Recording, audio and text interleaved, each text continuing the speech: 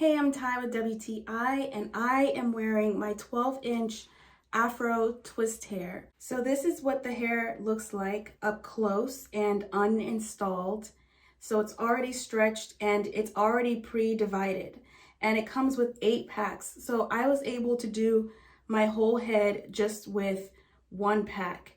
So what I would do is I would take one of the pre-divided sections, then I would divide this one section into 4 sections and be able to do 4 different twists.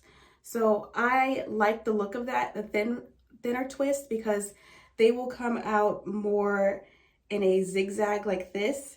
Whereas if you make it thicker, it'll come more straight like this one. So you'll see the difference here.